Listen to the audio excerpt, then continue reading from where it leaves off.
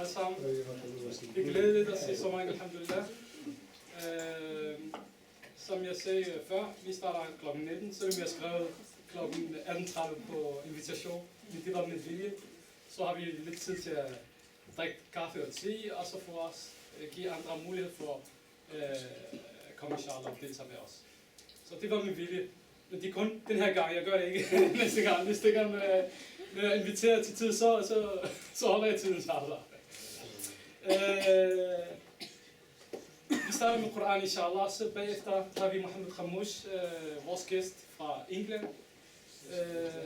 Jeg sendte jer invitation, og blandt andet Mohamed Khamouch CV, og måske han kan bedre fortælle om sig selv. Jeg kan se det bedre end han selv, inshallah. Vi starter med Koran, og har vi Hisham, barakallahu til at læse Koran for os. Og så lige efter går vi i gang med Mohamed Khamouch.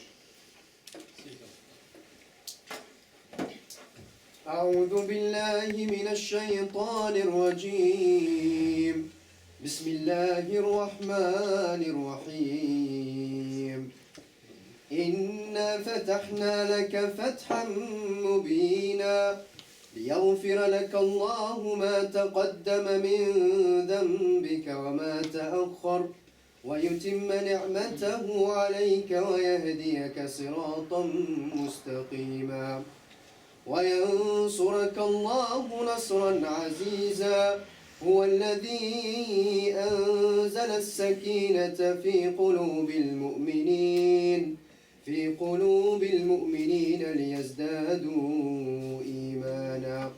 ليزدادوا إيمانا مع إيمانهم ولله جنود السماوات والأرض وكان الله عليما حكيما ليدخل المؤمنين والمؤمنات جنات تجري من تحتها الأنهار خالدين فيها ويكفر عنهم سيئاتهم وكان ذلك عند الله فوزا عظيما ويعذب المنافقين والمنافقات والمشركات الظانين بالله ظن السوء عليهم دائرة السوء وغضب الله عليهم ولعنهم وأعد لهم جهنم وساءت مصيرا ولله جنود السماوات والأرض وكان الله عزيزا حكيما إنا أرسلناك شاهدا ومبشرا ونذيرا لتؤمنوا بالله ورسوله وتعزروه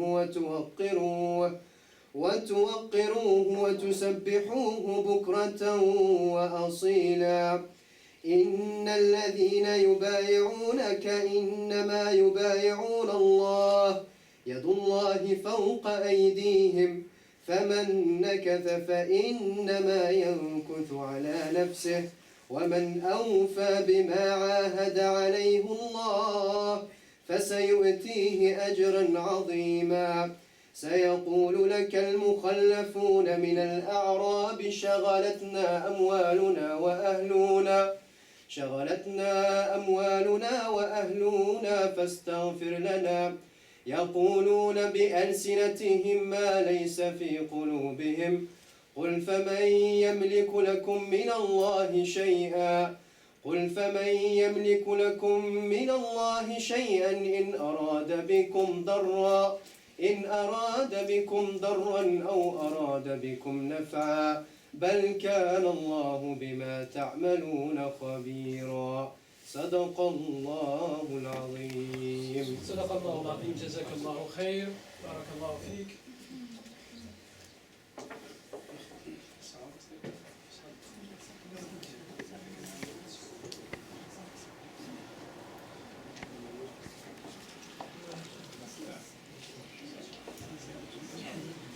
Som jeg sagde før, halvanden time til foredrag, inshallah, og så tager vi spørgsmål bagefter og kommentarer.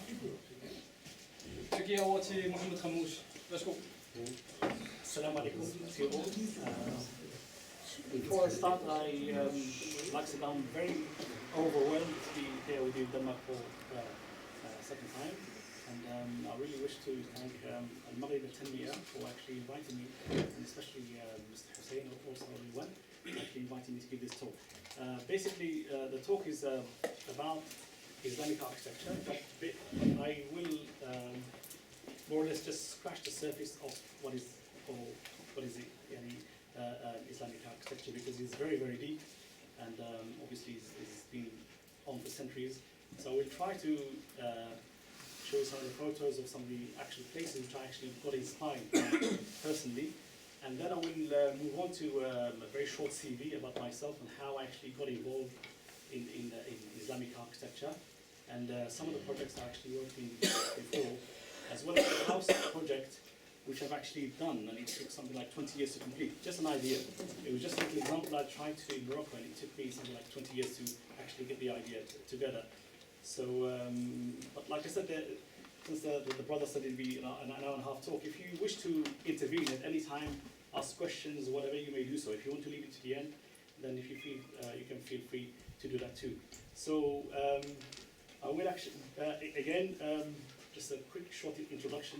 You see, my name is Mohamed Khamouch. I am from Larach in Morocco. I actually was born in Larach, 1963. I immigrated to London with my family in 1974, so I've actually been living in London for about the past 40 years. What actually happened to me is as I grew up in Britain and found that I lost my Arabic a little bit, especially in the late 70s, early 80s. And by going back to Morocco, I really felt like a tourist, or like someone who's completely foreign to the land. And it took a couple of years for me to actually acclimatize again back to Morocco. And I've traveled in many, many parts of Morocco and with a few projects also. And then I actually became very inspired with our own heritage. I mean, it was just like somebody who's like getting to know a culture for the first time, and everything looked excellent to me.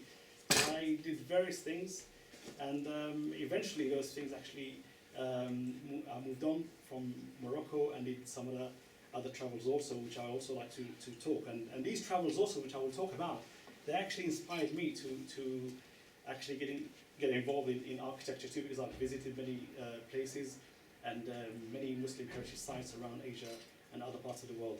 So inshallah, I will just share with you some of the photos which also have actually inspired me, and I'll actually do some explaining from there as I go along.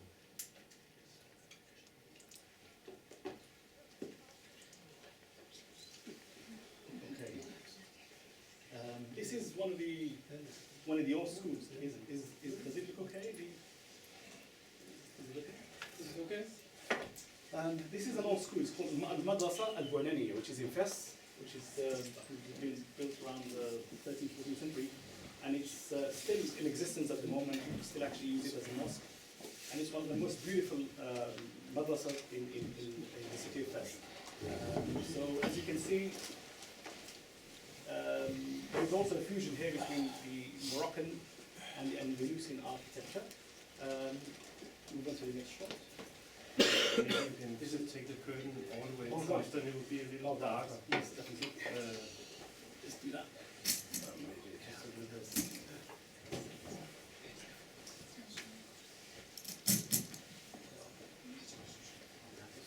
And a bit better, yeah? So basically, this is one of the old schools of Moroccan called Madrasa Al-Buananiya. And all these sections, places I'm actually showing you now, I actually got inspired over the years, and especially like as you can see, I will show you also some of the tools that have been used in Islamic architecture.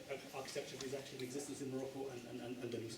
And in fact, we are quite fortunate because Islamic architecture does exist in many parts of the Muslim world. But apparently, these parts of the world have been influenced by previous civilizations, like in Turkey, in Egypt, what have you. But in Morocco, this architecture is totally unique. There was nothing before it. We had the Phoenicians, we had the Romans, but then when the Arabs came over and people actually accepted Islam, this whole new thing has actually took place. And up till now, there's still many, there's a few research going on to find out how this architecture actually has been evolved. Because basically, as Muslims, we were not allowed to use imagery as the Romans did. If you look back into the Romans, you find that many mosaic art has been used with imagery, animals, people fighting, whatever. In Islam, we've been actually prescribed not to use imagery, so it doesn't actually disturb us through our praise in the mosque. And also, it doesn't actually forbid the angels to actually enter our house. So we Muslims had to use a unique formula of geometry, mathematics, and science. So most of this art is basically based on geometry, mathematics, and there's also the closeness of Allah. In fact, there's one of the things that you may find a craftsman actually, an excellent craftsman making a beautiful design, but really there's secrets behind that design, and it is yet to be explored. So there's still need to be quite a lot of research on this topic to really find out how this actually evolved in that way, which actually infused all this beauty that we actually see in mosques. So this is that previous photo was of a gyps craftsman engraving gyps. The next one is the Zalige work, which is still on again in various parts of Morocco, especially the city of Fes. And this is obviously the use of it with fountains. Again, more fountains inside the living rooms, as you can see. This is all, every piece has been obviously chipped by hand. So this is the uniqueness of it, and how it is actually compiled together.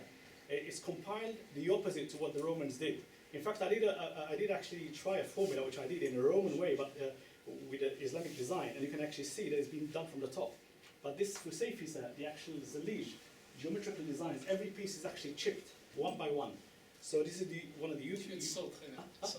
صوت شوية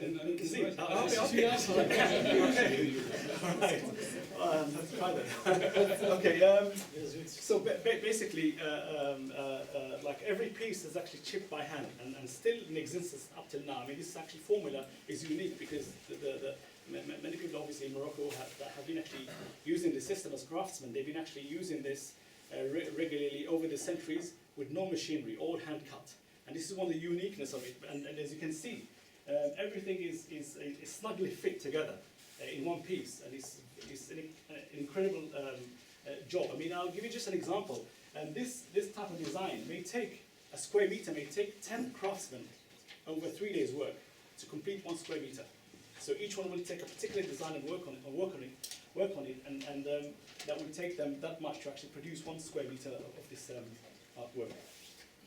And this is the actual wooden craftsmanship, which is still obviously in existence as well, hand-carved wood, and it's actually cedar wood, which is very popular and has a beautiful smell, and it lasts for centuries also.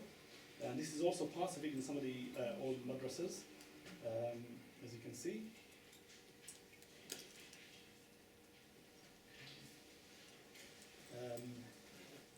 When it's combined, obviously, the Zalige, the cedar wood, and the gyps, and these are the 3 elements.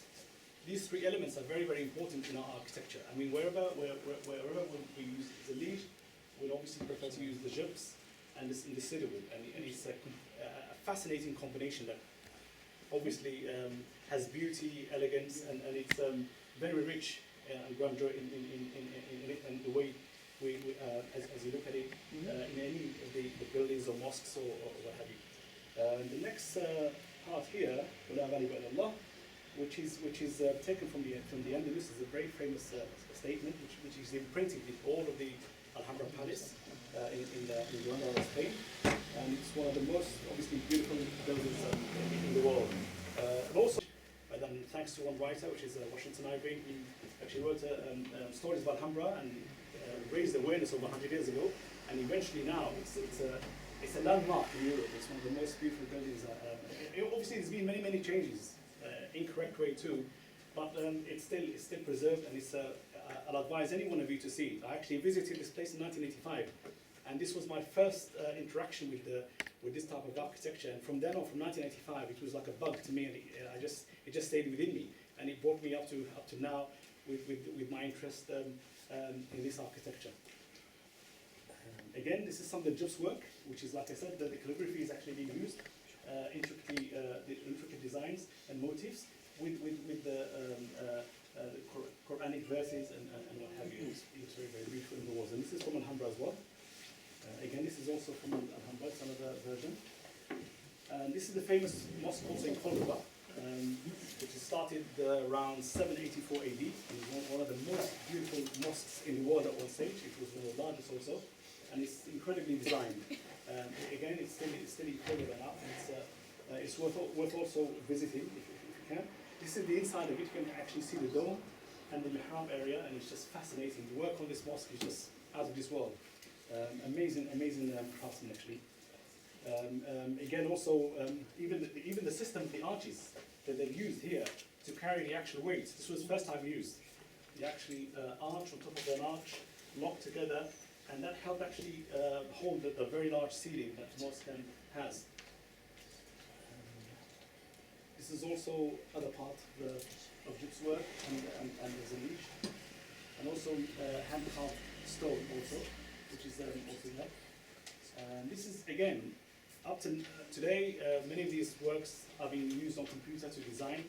So this is some of the advancement that actually happened in this architecture that we are using AutoCAD to use and make a design, particular design to actually fit a particular area. This is called the Muqawas, or in the Eastern world it's called Al-Muqamas, but there is differences between them. Again, this is hand-painted wood, which is also very, very famous. It's painted on cedar wood, and sometimes carved too. Again, this is a Muqawas on the actual cedar wood and hand-painted. This project actually, because like I said earlier, this architecture has traveled the world. And this is a project in Malaysia. It's in a place called Putrajaya Botanical Gardens in Malaysia. So it's worth, whoever ever goes to Malaysia, there's a project that has been done by the government, and they've actually built the Moroccan imperial cities, as well as parts of Alhambra, in one sort of location. And it's incredible to see, and this is all in Malaysia, as you can see. This is another shot here, which this is the inside of it. As you can see, it resembles Alhambra Palace from the inside, and it's in Malaysia. This is also in Malaysia, same project, one complex again in Malaysia. And this is how it looks. Same Moroccan craftsmen again. They went there and they were able to produce replicates of parts of Fez, Meknes, parts of the Andalus as well. And many people obviously go to see it. And it's a great honor for us also to actually see it. Now what you see here, if some of you don't know where this is, you may just think it's just a Photoshop work. But basically this is real. This is real. This is Bab Boujdoud in Fez. This is Kutubiyya Mosque in Marrakesh. And this is also in Rabat, whatever, but it's all put together. I was actually fortunate in 1986, I was actually fortunate to be actually given a job as a Moroccan representative. This is actually in the United States. It's in Florida, Orlando, and it's in Walt Disney. And Morocco was the first country to represent Africa. So a complex such as this was made. At the time, actually, I was too young, and I wanted to work there as a Moroccan representative, but my parents wouldn't allow me to actually go to the States at the time, so I missed out on that job. But it was an excellent thing, and a friend of mine just visited recently, who was taking the pictures, and it's just fascinating again to actually see. And as you can see, this architecture is so rich that it's been actually implemented in many parts of the world, and it's obviously it's actually been liked by many sort of people from all over the world. And this is also another photo of it actually. Here we have an opposite. This is a Mughal kind of design from India, and this has actually been done in Marrakesh. You may think this is in India, but this is actually been done in Marrakesh. This is a Mughal type of design. Now, another thing has happened. In 1920s, a Maharaja from India visited Morocco, and particularly Marrakesh. And as soon as he saw Kutubiyya Mosque, he was actually stunned. So he really was fascinated by it, although he wasn't a Muslim. But by returning to India, he actually took a French architect, a Moroccan craftsman. He was able to build a mosque for the Muslim community in a place called Kathapur in India. And it's fascinating. I couldn't get a photo for you to see, but it's been, if you see it, you'll think it's in Morocco. You have the copy of Kutubiyya Mosque And the inside of the courtyard resembles Al-Qareen Mosque, which has been built by Fatima al-Fihriya, rahimahullah, in Fez, and one of the oldest universities too. So there you go. I will actually now skip over and go into the next part.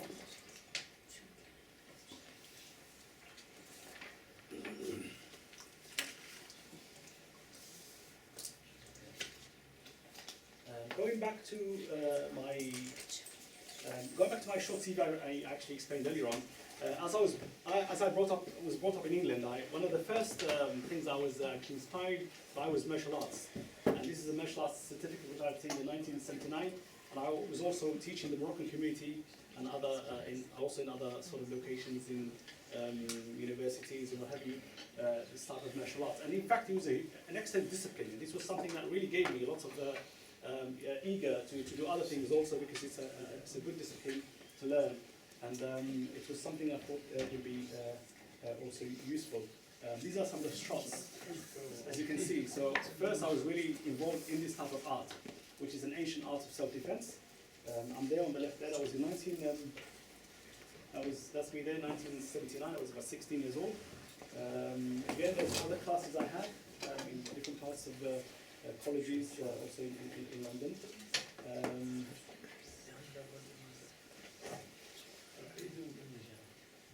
This was the front cover of a book. I was actually published in a book that was this photo was taken in 1981 in London. The book was published in 1982 and it's called Fighting Sports.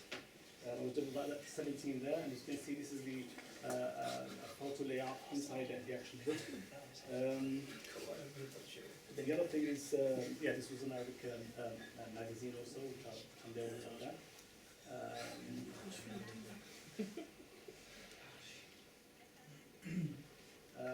Again, also my background was basically in computing, and this was shot in our computer room in 1982. We were working with the IBM 1351, and it was a mainframe section. That's where the actual computer was, and we were controlling about 250 different companies around Britain. So, as a martial artist and involved in computing, but then again over the years, many things have changed in my life as I actually got more deeply into my culture and heritage. Again, this is the actual. I was there about 18 years old. This is a hard disk. This is what you call a hard disk. In 1982, this was the actual hard disk. These are the machines that we used to actually use the hard disk for in order to locate with the jobs that we were actually locating. We had about 250 different disks there, and about 27,000 breeds that we used to actually use to work. So this is just an idea of how I actually started from different areas and then moved on more deeply into our cultural heritage. This is a youth club. This was a youth club which I actually started in London in 1987, and it was for the Moroccan community, young people and what have you. And these are a couple of friends of mine there, as my brother there and me there. We actually taught Arabic, English, Quranic lessons, martial arts and Moroccan music. And this was something like the first time ever in London that we had a proper youth club for children between the age of 5 to 21. So that went quite well actually. And there was also other classes. This is the actual Arabic class that we had. And this is the actual martial art class. All these children now, they have their own children now, so they're almost grandparents. It's quite a while that the actual photos have been taken. And this is the actual Moroccan music that we had. And I've also got deeply into Moroccan music that we had a band. And this is a band called the Nomads. It was just me and a friend of mine who actually put this band together called the Nomads. And we recorded our first album in 1987. So we were the first British Moroccans to actually record an album. And our music actually was our music was more or less in the generation music of Limshahab, Nasr Iwan, and Jilala. So we followed that tune. All words were like giving advice. Do we have a sample? I do have, which you can listen to later. In fact, I have a whole BBC interview if you want to listen to it. So this was in a summer school project that I actually did this music with children. And this was something I actually made up to explain what Moroccan music was. So this was just to educate the young people about the different instruments that we use. So like I said, I was actually really thirsty to actually learn about our culture, and everything that looked shiny, I actually went and tried. So this is a concert we were playing here for the parents, and as you can see, Chinese, Pakistani, Eritrean, they all playing Moroccan instruments with me. And I had this mandolin made in Casablanca in 1985, and this is also the group, again from different nationalities. We're playing for a school, and sometimes we used to play concerts for a cultural event where we had different. We had a venue where we had different people from different countries, and we'd perform like a concert for them. Again, this is a photo with Mohamed. He's one of the members of the chat, and also the June. We came to London to play a concert at the time. Okay, I'll move on to the next section now. Again, this was just a short, if you like, a short CV about some of my background, and then eventually, as I actually got a bit more deeper into the cultural heritage, I became very inspired by Ibn Battuta. Now, as you know, Ibn Battuta was a traveler of the 14th century. He was the first backpacker in the world, and he has actually inspired many people all over the world. What this man did was just fascinating. I mean, it really fascinated me, because I just couldn't see that I immigrated from Morocco to London, and I couldn't see that I would just stay journeying just from Morocco to London. And I wanted to expand my knowledge, as I already had done some travel in Morocco. And I got inspired by this man, and I found some fascinating things within this man. I actually followed the footsteps of Ibn Battuta, and I did a journey that took me a year and a month, 13 months. And I visited some of the countries that Ibn Battuta actually visited, and some of the countries that he didn't. So, but at the same time, the main thing was to actually just get a feel of how to travel and to think of this man in my journeys. As I was in India, as I was in other parts of like Asia, like China, I visited a mosque, which I have a very big article which I actually wrote about this mosque, which is the oldest mosque in China. And as soon as I went in and said that I was Moroccan, they were so happy, and they said Ibn Battuta actually prayed in this mosque. And it was something like 600 years later that I actually would come and pray in the same mosque as this man did, and I was fascinated by that. So, and in fact, many people know him all over the world. I mean, even in Asia, people still know him. So what I did is I actually prepared. I did a research for about 7 months. That was 1994, and I actually gathered some information. And at that time, I did this rihla, which was a completely different atmosphere. It wasn't like now. Now you have digital technology. And at the time, it was the analog. I had to use photographic slides and videos, and that was very, very hard, because by traveling, I had to send these films back to the house in London and ask my parents to put these films in the fridge so that the products don't get spoiled. And so it was a horrendous journey. It was, I mean, for 13 months, I was traveling non-stop, just backpacking, and I went to some of the most difficult places in the world, including the so-called the roof of the world, like Tibet and Nepal, and reached even Mount Everest. Okay, this is. I'll just go through some of the photos and explain. And this has also got some beautiful photographs from different architectural buildings around Asia that I actually visited.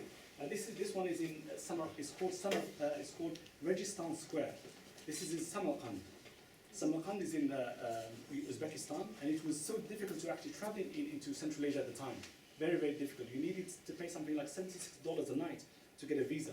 So, because Russia at the time, all these countries was still dominating these countries, and there was no embassies for Uzbekistan, so you had to go through the Russian authorities to get a visa, and it was very, very difficult. In fact, when I was in Samarkand, I mean, it was a dream, because I got inspired by the Muslim scholars, and I really wanted to be where they actually lived, and where these people actually spend their life, and what have you, like Al-Khwarizmi, Ibn Sina. And I was fortunate to actually visit Imam al-Bukhari's grave, which he's actually buried about 30 kilometers out of Samarkand. And there's no transport. You have to actually hitchhike to actually visit this place. And I was so lucky when I got there that they had a remembrance of the death of Imam Bukhari, and people came from all over the world. So it was also a celebration there that they had a huge gathering from people that came all over the world for that occasion. So this is Samarkand Square. It contains some of the most beautiful architectural buildings in Central Asia, and these are the madrasas, the schools of knowledge, where people from Uzbekistan and other parts of Central Asia used to come and study for knowledge. This is another building here, and as you can see in this building, there is an image there. It's supposed to be Amir Timur, and this is obviously is not allowed in Islamic architecture, but over the years, people started to develop different styles, and this is actually one of them. And this is a dome in Bukhara, which is also, I mean, Bukhara, Samarkand and Khiva, which these are the three cities, one of the oldest cities in the world, and they're fascinating to see. I mean, it's just like opening a chapter or going back in time. Or if you actually visit these places, you'll feel that you'll really be pushed back in time, because all the actual architectural buildings are still intact in the form that they were before. This is a minaret. This is the highest minaret in Central Asia, and it's in Bukhara. And in fact, when Genghis Khan came to this minaret, he was so amazed that he didn't do anything to it, because he just left it. Otherwise, in his time, obviously, a lot of buildings were actually ruined and broken and demolished. This is again a view of Bukhara, and like I said, it's just like a dream. I mean, you go back to a zaman, a timeline that you don't think that it still exists, but this is how it is. This is in Bukhara. Again, this is one of the mosques in Bukhara. You can see the architectural style of the building differs from one country to another. It's all Islamic architecture, but the influence of other previous civilizations, whatever, also affect, and you can see it changes, although it resembles the same as you would see a mosque anywhere. In Morocco, it'll be a square minaret rather than round. But if you go to Wali Idris Zolhon, there is a mosque there, and I think it's the only mosque probably in Morocco that has a round minaret. It's a green with green and white zilij, and it's one of the actual only one around in Morocco. I have an article which you can actually read, an article research on Islam in China, and that mosque actually has been mentioned in that article. This one is the actual article I was just mentioning just now. It's about the oldest mosque in China, and this is built somewhat over 1,300 years ago, well over 1,300 years ago, before actually Islam reached North Africa. So because Islam in China had a connection with the Arabs 500 years prior to Islam. So when Sa'd ibn Abi Waqqas, which is the uncle of the Rasul, he was actually appointed by Sayyidina Uthman to actually go and give da'wah in China, and he went to the emperor, and the emperor actually accepted his invitation, but he couldn't actually accept Islam as a religion, but he found some of the things which are close to Confucius religion, and actually because he was closer to Confucius, he allowed them to actually propagate Islam, and this was the first mosque erected. Now I'll give you a link if you want to read the article. It's about a 20-page all about Islam in China, and I've explained how this mosque was actually built at the time, and other mosques also in China. The next shot is, basically this is a mausoleum that they've made for Sa'd ibn Abi Waqqas radiallahu anhu. But I actually mentioned in my article that research that the actual Sa'd ibn Abi Waqqas radiallahu anhu died in Medina, about 4 kilometers out of Medina, but did not die in China. But probably due to respect for Sa'd ibn Abi Waqqas radiallahu anhu, they built this mausoleum for him in a place called Rawdat Abi Waqqas, which is a special Muslim graveyard. This is another mosque actually in Beijing. This is one of the most beautiful mosques in Beijing, one of the oldest too. It's about over 1,000 years old.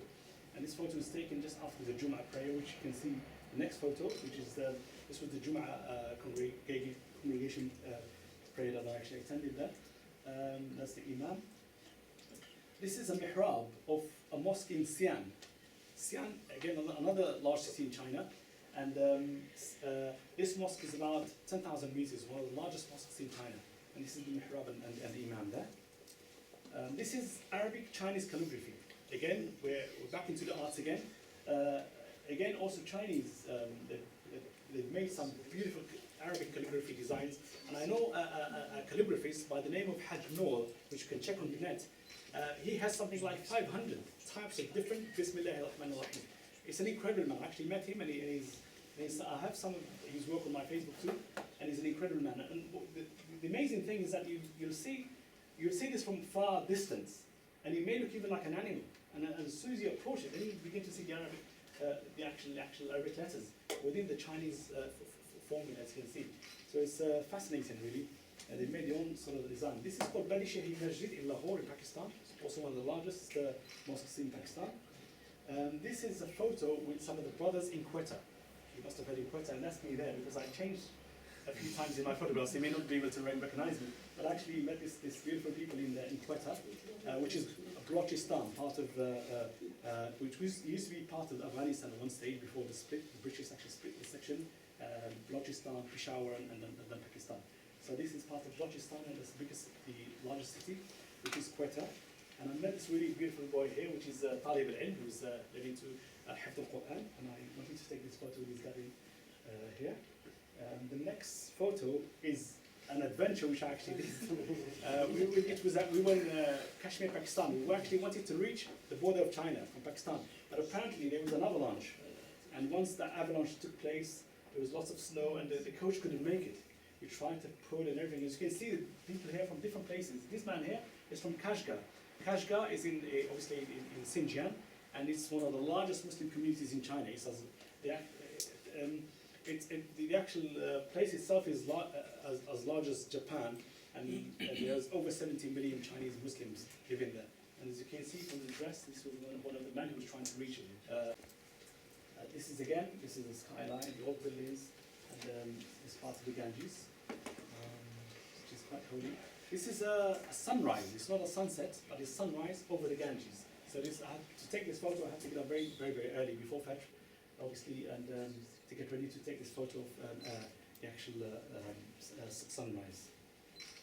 Again, this is still in India. This is Udaipur. This is a man-made lake, and this is the palace here.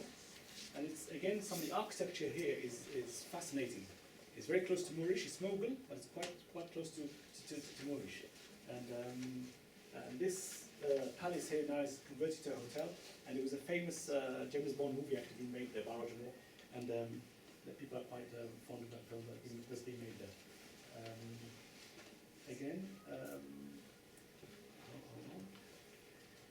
This is again in Udaipur. As you can see, the arches. Back to architecture again. There's lots of similarities. Our architecture, there's lots of similarities. I mean, you can easily mistake this for being even Moroccan if we look at it from far away. But this is in India, and again, it's very close to Moorish design architecture. This is some of the palaces that the Maharaja used to live in. The Maharajas used to live in. So they are open to the public. They have some fascinating sort of interior design and exterior architectural design. This is also one of them. This is actually carved marble with stained glass, which we also use in Islamic architecture. We call it Zaj Iraqi, and this is obviously stained glass. Inside, sort of carved marble, hand-carved marbles. Okay, this is also a mosque in India, which is also very similar to the Badi Shahi Masjid in Lahore, but this is within the Red Fort in India. This is the actual mihrab. The same mosque. Again, one of the most famous and famously visited sites in India, which is Agra, which is the Taj Mahal, which Shah Jahan actually built to bury his wife and use it as a Muslim. He's also buried there. This is the Taj Mahal, which receives about over 3 million visitors annually. Again, this is just a fine image view of Taj Mahal. This is in Jaipur. This is also one of the palaces in Jaipur. Okay, again, within the actual palaces, they're open to the public, and this is all marble, as you can see, hand-carved marble. It's very tedious to actually produce something like this, handmade. These are some of the floating gardens in parts of the city. This is the Udaipur from India. This is a palace which is in Jaisalmer. In fact, as you can see, this is Rajasthan, north of India, and the architecture again is different from the other parts. This is a mosque I actually used for Jummah prayer, and it's in Goa, India, southern India. It's a very, very old mosque, and this is where they perform the wudu for the ablution of prayer. A market in Goa. This is just a traditional market in Goa. This is a city called Simla in India, and and as you can see from the design, it doesn't look very much Indian because obviously the British ones were here, and this is part of the colonial architecture that was during that time. It's one of the most beautiful cities, in fact. Here was a print for a few seconds, just a photo. So this is the actual national dress of the local people there. This is called Qutb Minar. As you can see throughout this talk, we've been coming in and out of architecture. We're still with architecture. And this is a minaret. It's a very old mosque in Old Delhi. And this is where Ibn Battuta would probably have been, because this is the oldest part of Delhi. And this is a minaret, and it's called Qutb Minar. And you'll be fascinated to see the actual architectural work actually used in this minaret. It's just amazing. This section here, if I actually zoom in, you would see. Now this is how it looks. It's all hand carved, using again Islamic calligraphy and hand carved stone to produce this. And some of the works in Islamic architectural designs in India are just out of this world. Very fascinating. I mean, this is one. This area here is an astronomical site. It's been built by Sin, who was the ruler. Now Sin was actually inspired by Ulbek. Ulbek was a scientist, and he was the grandson of Emir Timur. Emir Timur was actually ruling Central Asia, and he was ruling in Central Asia, and he was obviously, and his grandson Ulbek is an incredible scientist and astronomer. So Sin was actually inspired by him, and he actually built this complex of astronomy. And this is also parts of it, and it's open, like in open air, and people actually can visit and see. These are some of the measurement instruments they've used. It's not Jamal al-Fna, but this is India, and this is a cobra, and I was just testing to see if I can make the cobra do a few things. So it wasn't. As you can see, this is actually a raised snake. It is a cobra actually. So this is the Golden Temple in Amritsar. This is the Sikh religion. This is one of the most holy sites for the Sikh religion, and this is the actual Golden Temple in Amritsar in India. Okay, in parts of Asia, for refreshments, sometimes we never had soft drinks, but we use real coconuts. And someone would go up and cut a few coconuts and throw back, and then we used to just use them as refreshments there. This is, again, completely different architecture. Very colonial British architecture that has been used here in Bombay. And this is rush hour time, and as you can see, when I was actually there, I was shocked to see the double-decker bus actually. I really thought someone must have drove it from London, but basically all their transport is like this, and it's just like a Coppice London. So this is the, obviously, British architecture that was actually left there during the British times. Now this is a part, again, we talked about Ibn Battuta, I'll go back again. This section is, these few photographs you're going to see next. This is a journey which I did for 4 days and 4 nights. And it was that really resembles the time of Ibn Battuta, because we just traveled in the desert. We've slept wherever was appropriate at night. And it was really something that I appreciate and think that I've actually lived a few seconds of Ibn Battuta, rahimahullah. The turban, as you can see, is very important for the sun. We used to use it as a pillow at night, and sometimes we use it in a way to actually bring some water up. So it was quite, and we had a really nice camera also, very friendly. And these are some of the children. We passed many villages, and these are some of the children from those villages.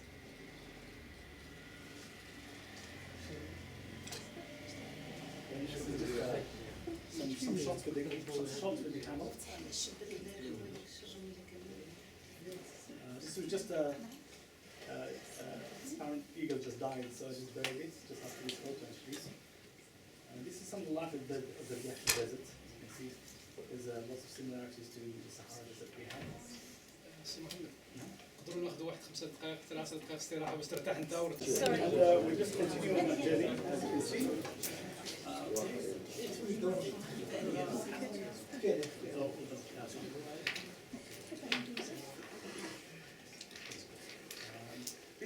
This is one of the masters also of martial arts. Because I wrote about a martial art that's used in India, it's been used for centuries. And it's called Kalari Payat, and he's one of the actual masters of India. And these are his son students, as you can see. This is Mali. This is where Ibn Battuta actually also was a judge. It's in the Maldives, and this is the actual central mosque. This is the largest mosque there. Again, this is the entrance. This is one of the islands actually took refuge to, and this was like something like one of the best 24 hours actually spent in my whole trip there because of the peace and tranquility there. So it's very, very far away. It's one of the resort islands in the Maldives. As you can see, sunset. All these are in the Maldives. And this is a mosque, and as you can see again in architecture, the architecture here is different. This is in Sri Lanka.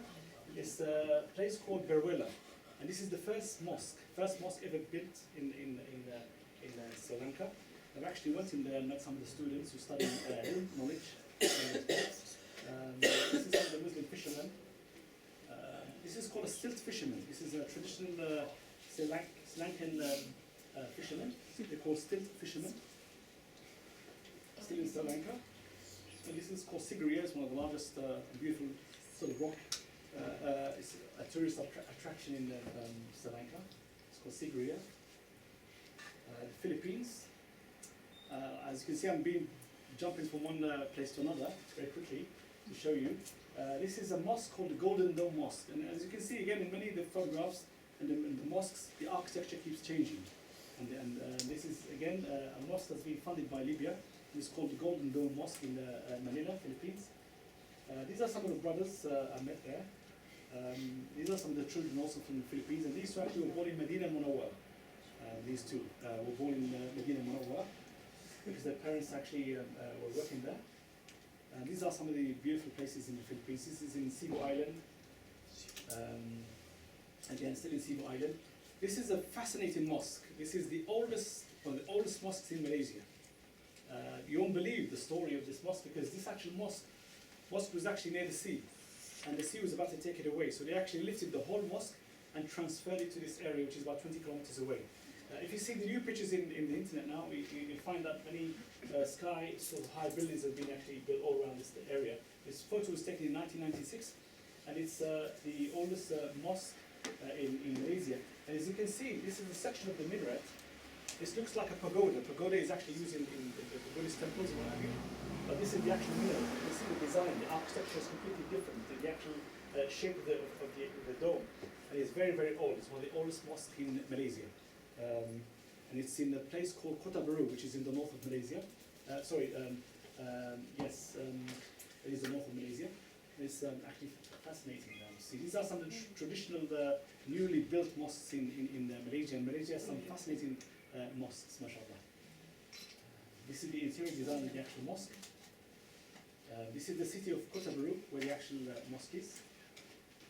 This is an indoor market. As you can see, it's very well organized. I mean, Malaysia is totally peace and adab and akhlaq, and this is just fascinating to see how the Malaysians are well organized in their work.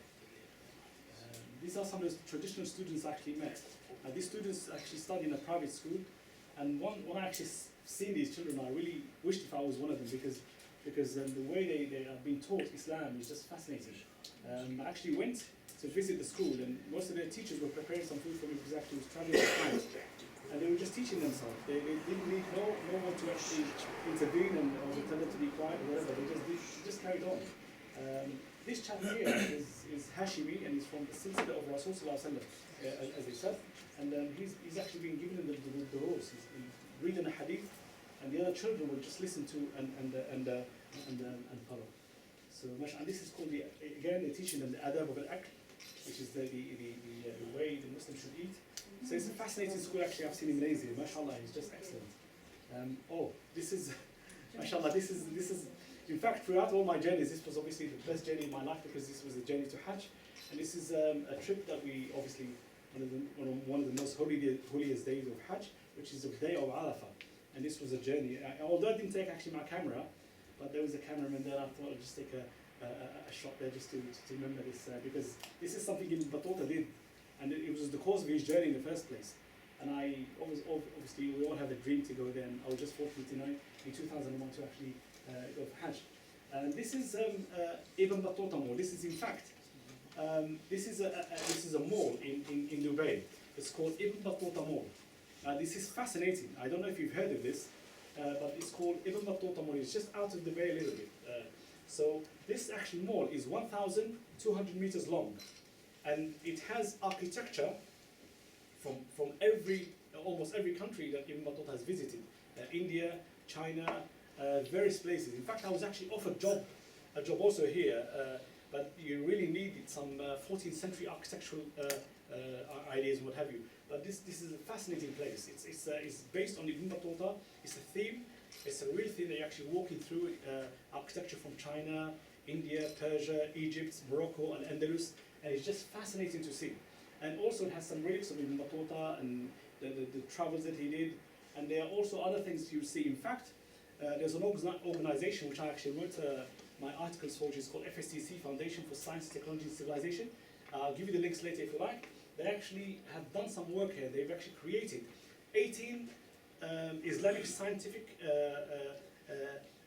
things which have actually, you can actually see live in working status. And they've actually provided consultation for this project. And one of them is fascinating to see, which is this. Now this is an elephant clock. Now this elephant clock is being designed by an engineer, an Islamic Muslim engineer, Turkish Muslim engineer. It's called Al-Jazari, some 800 years ago. Now this is a working clock. And in fact, FSCC, which is Foundation for Science, Technology and Civilization, run by Professor Hassani, they've actually created this architecturally with all the designs, working system and everything. And I'll explain as this goes through. You have an elephant here, and it has water inside, and on top of the elephant there's an Indian. And then on top of the Indian there's two dragons, like a dragon from China. And then on top there is a minaret with an Arab. And the reason for this is to actually show pride of the two cultures the Muslims actually have learned from, the China and India. And these are the two civilizations that Muslims have actually used to advance their knowledge also from. And this clock actually implements that very thing. There's further photos here which shows this is the original design of Al-Jazari. You have the elephant, the Indian, the dragons, and the minaret, and the Imam on top. And it shows that how the Arabs actually got these two cultures together and benefited from. This is it. It's about 18 meters high. I saw this in the making with Professor Hassani when they were still actually making this together. And if you go to Dubai, this is a must. You must visit Ibn Battuta Mall, and this is fascinating. I wish if it was in Morocco. It should have been in Morocco, and apparently it's in Dubai. Well, this is just something to laugh. If you like to laugh, you might تحكي شوية. أنا أبغى نحطها باش تحكي شوية. So this is a security guard. He's Pakistani. His name is Mohamed Riyaz, but I didn't find him. So this is just it's in Dubai. Okay. This is Dr. Abdel Tesi. This man is an excellent, he's a fascinating man. He's actually specializing in Battuta. In fact, he's one of the most prominent historians in Morocco. I was fortunate to meet him in Rabat a few months ago.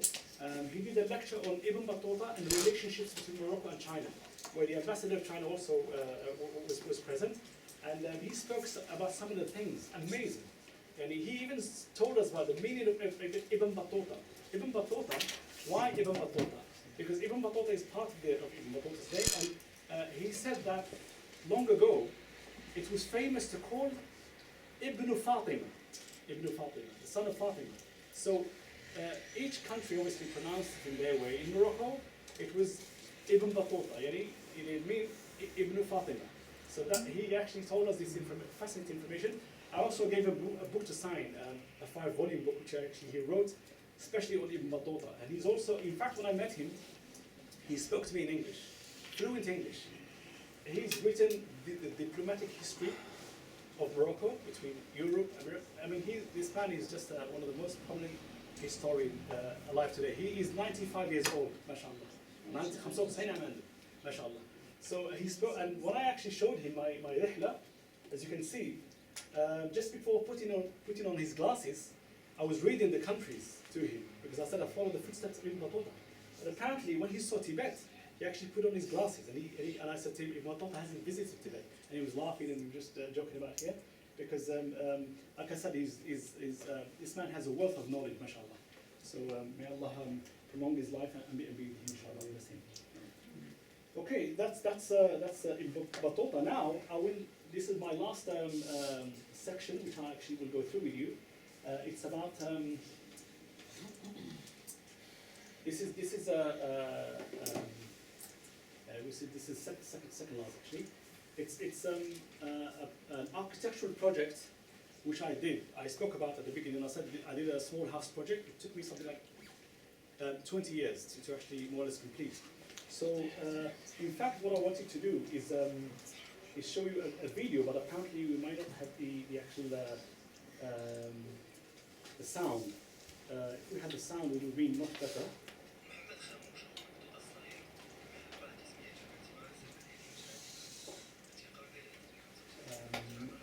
This is the actual project. Is it short? Oh, we have no sound, so.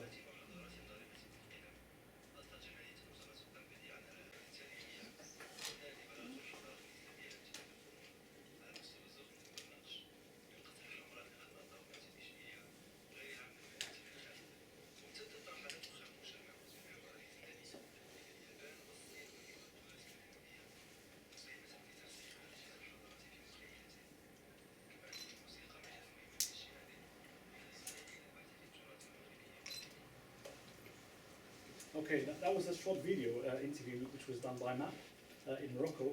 Apparently that's the project which I've actually spoken about, which has taken me somewhat 20 years to complete. Basically this project is being done in a small house which is about 81 square meters in a very sort of impoverished area, just a normal area. But I've managed to actually try and create some architectural illusions like from Andalus, Morocco, and what can make them together.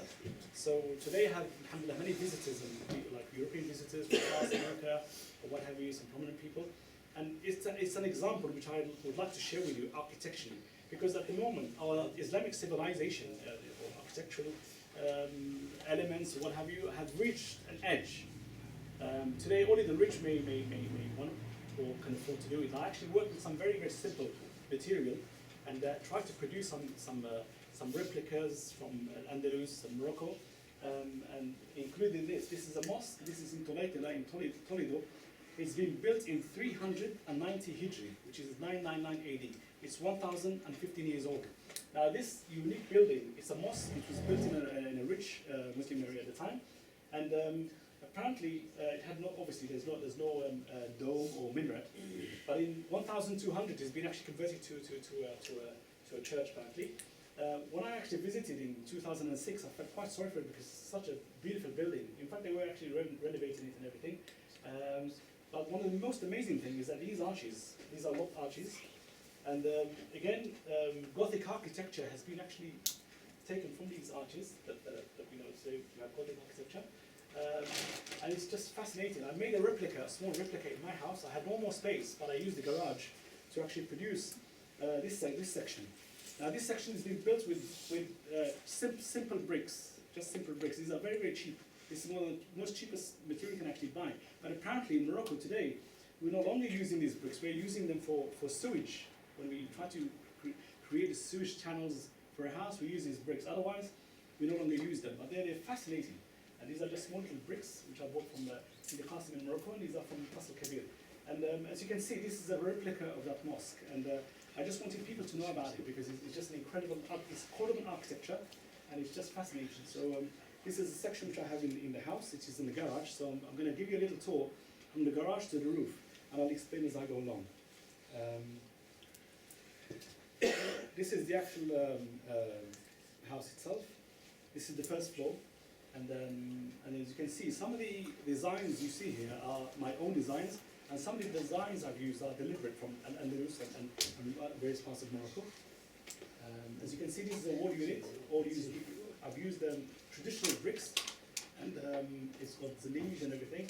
And just a few months ago, when I did a talk for Academy of Traditional Arts in Morocco, in Casablanca, Morocco, I gave this as a project to the students to actually try and work on and see if they can actually work. Because I had students from various schools of Islamic architecture, traditional sort of craftsmanship, and each one was adding their own ideas to produce a small version of this. This is the inside, as you can see. It's very small, it's only 81 square meters, but this is what I managed to actually create inside this 81 square meters. This is just a hall. As you can see, part of the this is also part of the hall. This is something I spoke to you at the beginning. I did mention that this is you have Roman designs using square mosaic sort of tiles, which is similar. This is Roman material. But what I did is try to implement it with Islamic sort of designs. Instead of using imagery, I've used Islamic. This is called Khatam Slimani, which is very very popular, like Solomon's ring. It's an 8-figure star, and again, this is another larger version of it. And I've managed to put the two materials together, and this is how I did it. This is how I actually implemented this work. I began by making a design, which is, as you can see, this will be in the center, and I worked on the edges. I've actually cut the Zalige tiles, perfect, square, so I can actually fit. And it looks like a rug made out of marble. And this is how I actually worked on this, using small mosaic tiles. And this is what I was still working on it. Again, this is the actual 8-figure star that I've used. Again, piece by piece, I had to do this because it was really a challenge to produce this. But like I said, using Roman material with Islamic design, like East and West, two cultures together, just like we are living in the West today. We are Muslims and Christians, whatever, living together. And this actually took, this very thing actually happened in Cordoba. Cordoba was one of the best cities in Europe. In the whole of Europe, Cordoba was the top. And there were students from many parts of Europe that came actually to study in Cordoba. Cordoba at one time had 500,000 people. They had about 70 libraries, 200 baths. They had streets that were lit, and they had water channels going to different houses. And it was just a fascinating place to be. And in fact, where the three religions also, the Jews, the Christians, and the Muslims lived together, this level, this high level of living together has not been reached as we can see today. There's lots of conflict. Still we have lots of conflicts, but at the time in Cordoba, these three religions lived together in harmony, and this is how it was once in Cordoba. Now this is the finish, the actual finish of that mosaic work, as you can see. This is when this wall is all finished, and that's the end of that. This is the saloon that we have. And just to make things a bit more, add a bit of inspiration and some kind of innovation, I've actually used this as a table, because normally the table is the most expensive in this setting. It's about 8,000 to 10,000 dirhams. I've actually used this is what they used to carry a bride. This is called a Maria. Okay, now this is the actual Maria. Most of the women obviously don't know.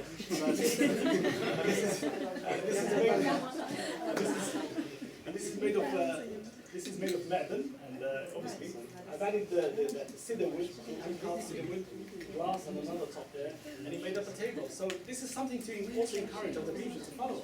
I mean, you don't have to actually buy this covered into a table, but it is possible to produce things using cheap material. This ceiling is cedar wood. They're also using some brass chandeliers, handmade with stained glass. That's the actual table, and that's the actual wall unit, which I'm actually using like a little small museums where I have some manuscripts, handwritten manuscripts, and other bits I actually bring from my travels. Again, this is one of the big chandeliers I have on the salon. Okay. So this is the actual wall unit, and it's the same project I actually gave to the students in the Academy of Traditional Arts in Casablanca.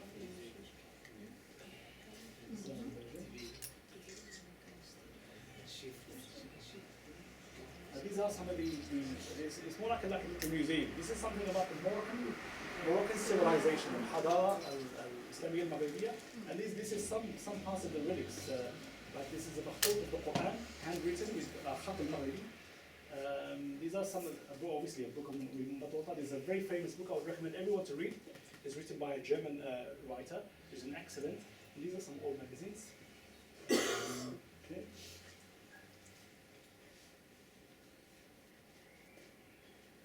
We're still in the first floor.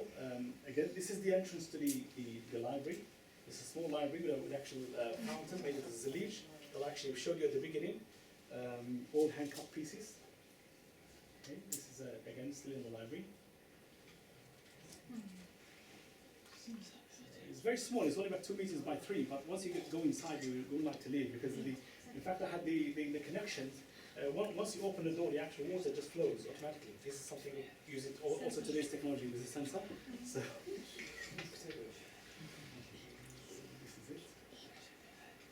this is the kitchen. This is traditional Moorish kitchen, using al-asala and mu'asala together, because obviously this is what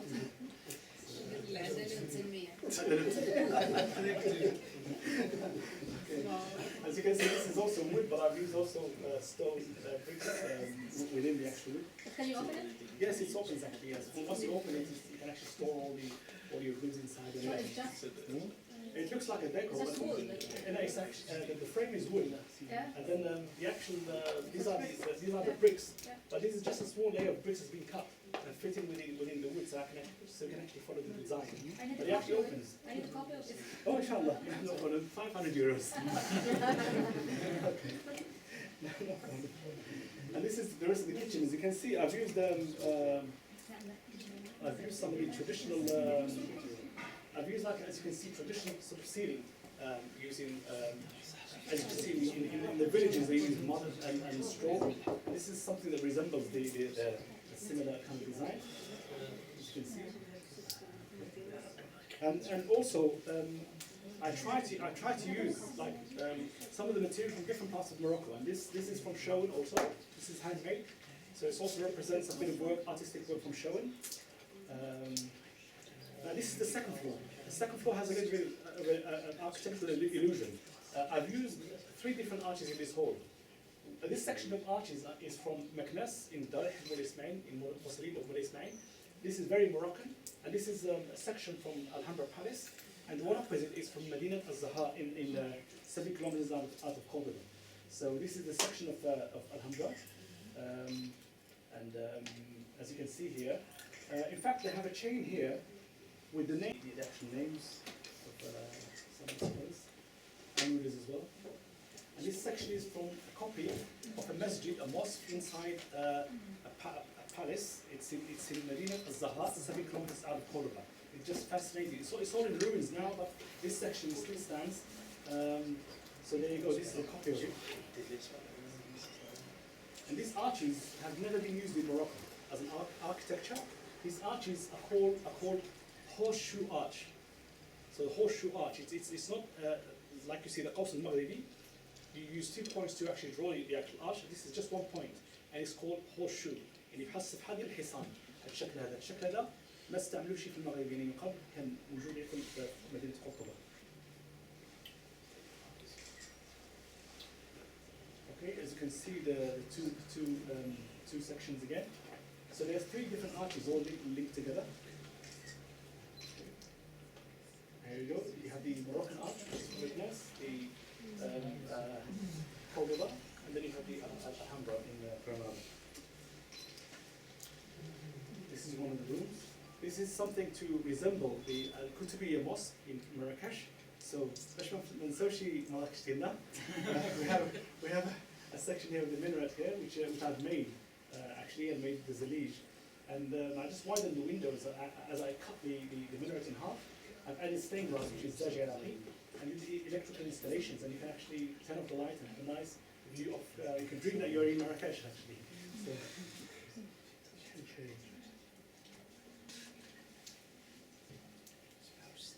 This is just a small kitchen. Okay, it's a little bit modern as well. And this is the roof. This is the actual roof. Now, in the house, there is Beit al-Khidmah, which is in the garage, and we have Beit al-Hikmah, which is the library on the first floor, and this is Beit al-Khulwa, where you can go and have some rest. This is on the roof. One of the things I try to change in Moroccan lifestyle is that the garage and the roof is just normally, we just throw a lot of rubbish in, and I try to make it more lively by adding some plants, and we have a fountain there. This is an 8-figure star, Khatib Slimaniya, which is cut in half. There's 2 sections, one inside and one outside, and you can actually see the full thing as you sit inside. There's an 8mm thick glass which covers this section while the water actually flows from each side. So this is just one of the. So this is the. is a kitchen also, an open kitchen. This is the actual roof itself, sorry, it's the actual roof. And because of the lack of space, it's only 81 square meters, I've used some wall plants, which is like a garden on the wall, so just to help give a nice view as well. And this is the actual dome. It took me about 2-3 days to make this with the metal worker. I had to go actually personally myself. I gave him the actual design I made, but I had to work with him to show him. Otherwise, again, like I said, we're lacking lots of craftsmanship in this field because today people are just making square things all the time, and we don't have any more domes and round sort of doors and windows. So it's quite hard to produce. This is the night view. That was the day view, and this is the actual night view. This is a mihrab also. I've used normal tiles here, mosaic tiles on this side, and this is something which I've made myself by cutting 10 by 10 centimeter glass tiles and cutting them in such a shape in order to produce Allah using Khat al-Kufi. So as you can see, there's two glasses, green and blue. This is something I made a plan and actually worked according to the plan. It was quite hard because some of the glass doesn't actually stick properly with using the actual adhesive. But in fact, alhamdulillah, it's actually produced like this is a mihrab within this seating area. And you can see the actual inner section of the actual fountain. And the outer section is similar to this, which actually completes the actual stuff. So half is inside and half is outside. That's the night view of the actual place. Now this is just used for barbecue and some. That's just the view of it. And we're back there. I think there's a last section here, and then I will stop, and then I can answer any questions if you like. This last section is just to show you. This last section actually, just to share with you a project which I actually did in Kashmir, Pakistan. This actually photo is being taken in a city called Kutli. Kutli is a small place, remote place in Kashmir, Pakistan. I was actually requested to come and give some architectural consultation for one of the largest mosques in the area. And this actual mosque has 4 floors. It's really large actually. So I was asked to redesign the mosque, and also I was working as a chief project manager, architect, and a building supervisor. And whereby I had to actually even show the builders how to build because they're not acquainted to our arches. And the sheikh who is in charge of the actual mosque project requested me to actually design something that can amalgamate the actual Mughal architecture, Andalusian architecture with Moroccan architecture. He was so in love of the Andalusian architecture and whatever, but obviously they still wanted to keep something of their own. So I actually tried and produced some of the designs for him. I only went there for 10 days and ended up there staying there for 7 months. So as you can see, I was using just basic instruments there to produce some of the things. And this is how I was working with. And this is some of the art for the walls I was actually drawing. Again, this is the actual main mosque. In 2009, when I actually visited the mosque, the ceiling was going to be about here. So I was very lucky that they've actually took my advice and raised the ceiling to 5 meters. So that 5 meters actually helped in producing the arches. But the previous architect apparently made some very small arches here, which I had to demolish the whole walls, reuse the bricks again, and produce proper large arches, which I want to show you later. So this is a drawing of the size of the masjid. This was going to be 4 floors. Now these are the arches you've seen in Toledo, in that actual mosque, and this is going to be completely huge arches, and they're going to be embossed about 12 inches out.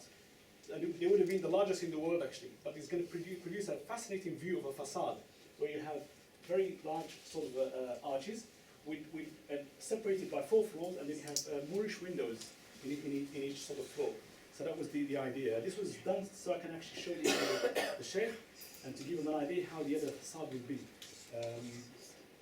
Again, this is supervising the builders. We produce these arches, as you can see. I will show you one of the pictures of the finish. And because it's been a poor country, I couldn't order them to just make templates of wood. So I had to innovate and try to use some of the old traditional ways. One of the old traditional ways, and cheaper also to build, is by using wooden support, and then at the very end, where we need the actual top of the arch, we use bricks. في المغرب كنقولوا حنايا كنبنيو بالمسوس. المسوس means you use little cement with lots of sand. And by building with مسوس, you can actually take the bricks out without actually damaging the bricks, and you have a complete arch without having to actually make a template, a wooden template. And as you can see, alhamdulillah, we built about 11 of these. This is the base of Duyuf. This is the actual guest area, which was completely demolished. Left only the pillars, and then I redesigned the whole area using هذا هو القوس المغربي، which is the Moroccan arch. كيحتاج هذا جوج نقط باش يمكن لك ترسمو، هو هذا ماشي بحال الآخر اللي نقول لكم عليه. So this is the entrance of the Beit of Duyuf, and this is the entrance of the masjid if they want to go down to the other floors. So that was also alhamdulillah completed, and it looked something like this. And there's an arch in every section. ولات بحال شي حومه قديمه في العصر البغدادي وكذا. I mean, this is the idea by producing and very also in a very cheap way too. You can add gyps, you can add zalij, you can just plaster and paint. So there you have a choice. But the main thing is to keep the architecture intact with an identity. Now today, as you can see, Muslims have not advanced in terms of architectural innovation in such a sense that we produce something better than Alhambra or Cordoba or Sevilla. But for us, as learners, as students, we tend to benefit from what our ancestors have left in Cordoba, Ishbilia, and Granada. And these are the schools. I mean, I'm a student of these schools. I actually use these elements from these designs and amalgamate them to engineers. So this actual minaret was 150 feet. The dome here was 60 feet high by 48 diameter, and so on. So as you can see, the architecture here is Mughal, Moroccan, Andalusian, all in three. This is the first project ever to be in Pakistan. And that project I mentioned earlier on in Kathapula, the mosque, the Moorish mosque in Kathapula, this is the first mosque in India. It built in 1930 of that sense. This project in Pakistan was the first ever of this form. They don't build with this type of design, but this was like the first ever. As you can see close up here, again we have a Muqawwas, which I've mentioned, a Muqawwas here, which is Moroccan. Parts of the Cordoban architecture, Toledo, again Cordoba, Granada, the Zalij design. Everything has an identity. We have a Moroccan dome here also with the Al-Qalmid, with special Moroccan tiles here. A Zaj Iraqi in these windows here, stained glass. So basically, it's all Mughal, Moroccan, Andalusian. And this is like it was an illusion. I was given a task to really try and produce something that has not been produced before. And this is a mixture of these three cultures together. This is the actual minaret, and you can tell by the domes. Obviously, they're kept Mughal, shaped like an onion shape. Again, this is the top of the dome. You have the onion shape of the actual dome there. Arches from Cordoba. Again, Qalbas there. So there was every section was actually given some kind of a architectural heritage from a popular place. Even the designs here you see very popular. I've seen these in Dubai. I've seen them in many parts. They're all from Granada, Ishbilia. They're made in traditional times. Again, these are the three domes I've actually produced. This is the largest one, and then the big one, and the small one, there's four small ones. This is the largest one.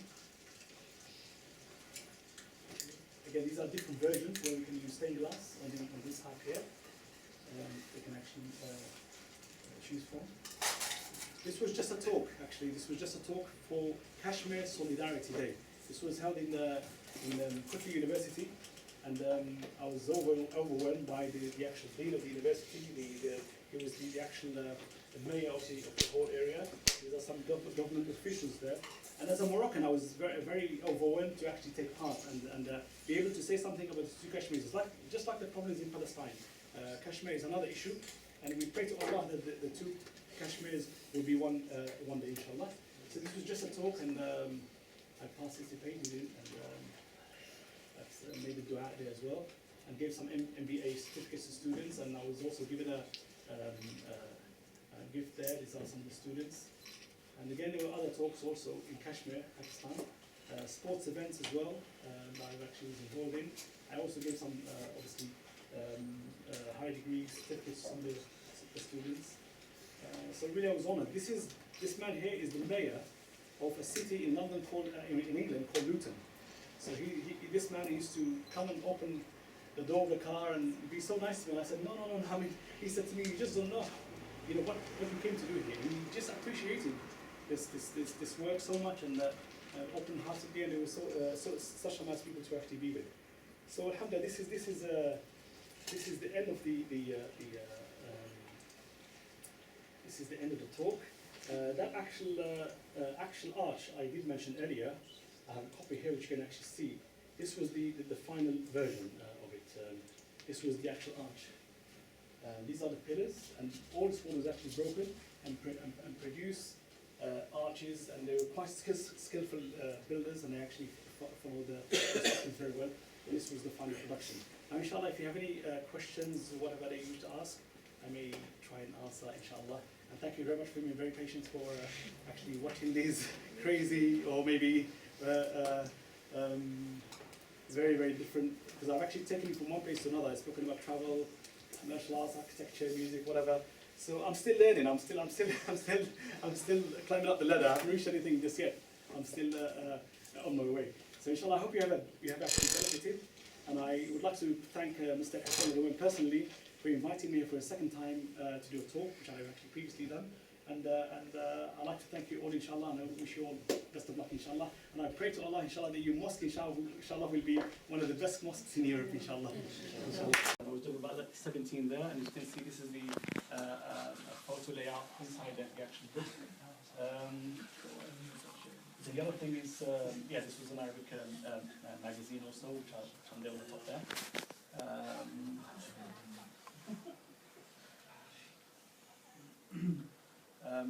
Again, also my background was basically in computing, and this was a shot in our computer room in 1982.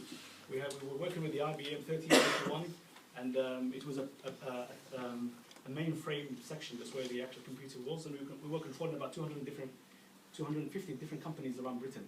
So I'm a commercial artist and involved in computing, but then again over the years,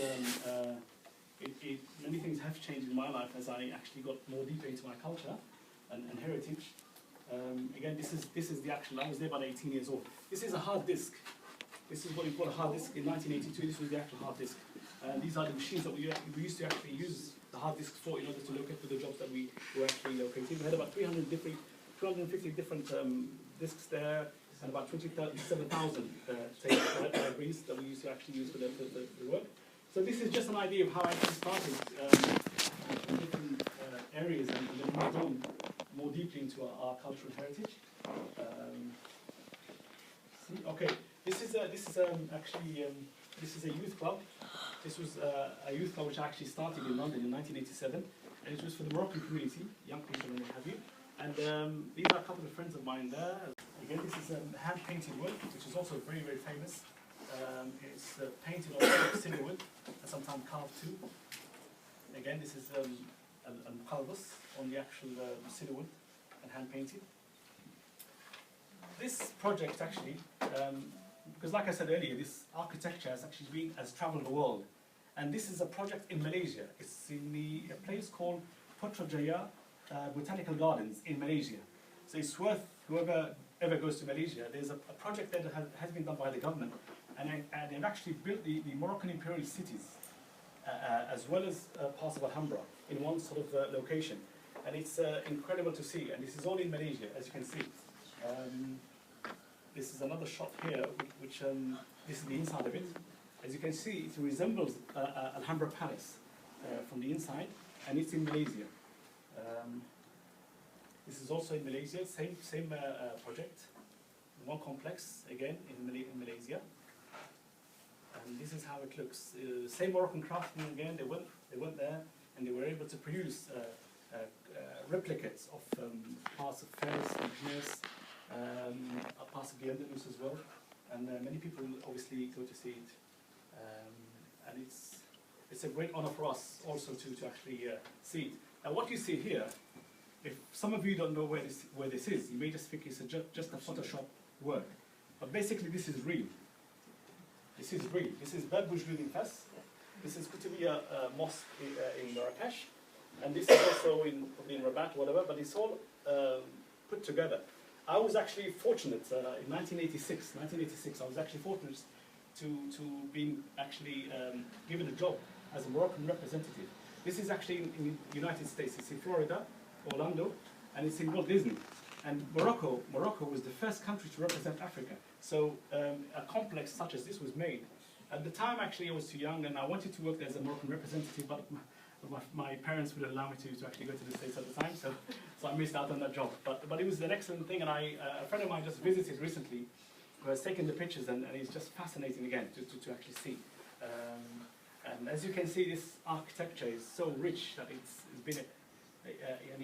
been actually implemented in many parts of the world, and it's obviously it's actually been liked by many sort of people from all over the world. And this is also another photo of it actually. Here we have an opposite. This is a Mughal kind of design from India, and this actually been done in Marrakesh. Now, you may think this is in India, but this is actually been done in Marrakesh. This is a Mughal type of design. Now, another thing has happened in 1920s. A Maharaja from India visited Morocco, and particularly Marrakesh. And as soon as he saw Kutubiyya Mosque, he was actually stunned. So he really was fascinated by it, although he wasn't a Muslim. But by returning to India, he actually took a French architect and Moroccan craftsman. He was able to build a mosque for the Muslim community in a place called Kathapur in India. And it's fascinating. I couldn't get a photo for you to see, but it's been, if you see it, you'll think it's in Morocco. You have a copy of Kutubiyya Mosque, and the inside of it, the courtyard resembles Al-Qarin Mosque, which has been built by Fatima al-Fihriya, rahimahullah, in Fes, and one of the oldest universities too. So there you go. I will actually now skip over